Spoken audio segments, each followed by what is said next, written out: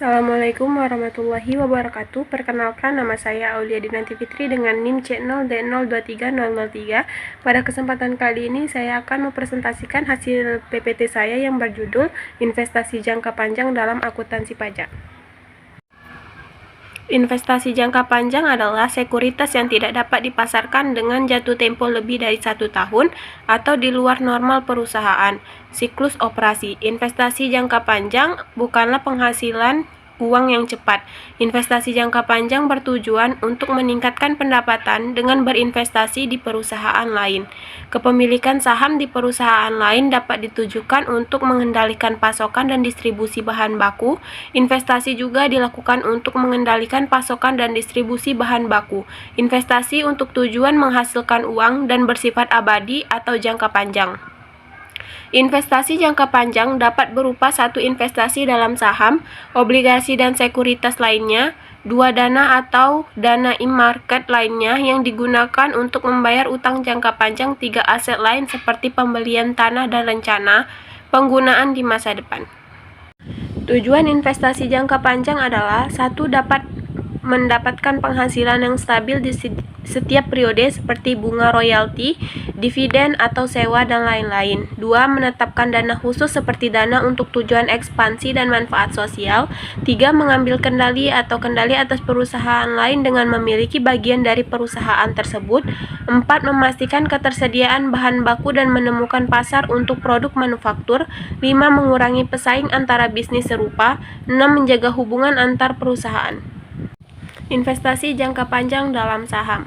Saham atau stok merupakan salah satu jenis surat berharga atau efek yang diperdagangkan di bursa efek saham.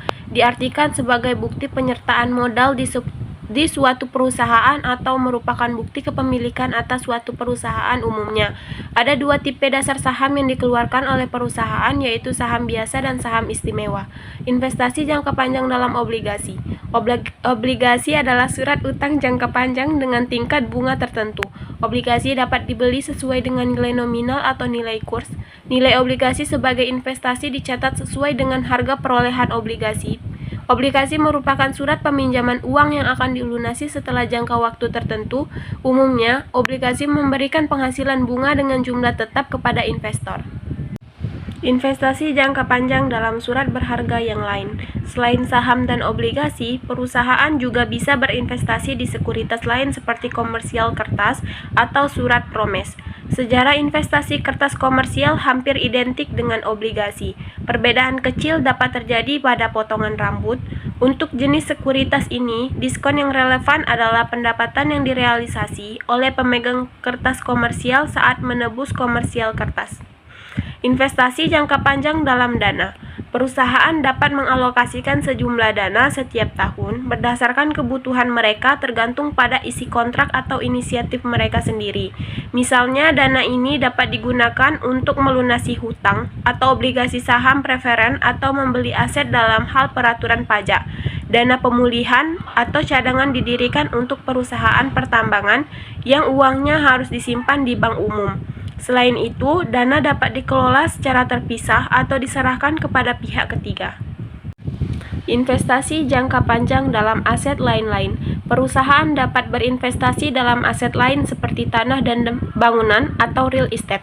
Selain memiliki kelebihan data investasi, ini dapat digunakan untuk keperluan ekspansi ke depan penghasilan, dan investasi ini umumnya adalah penghasilan kena pajak. Jika investasi dijual, dapat juga keuntungannya. Sekian video presentasi dari saya, lebih dan kurang mohon maaf. Wassalamualaikum warahmatullahi wabarakatuh.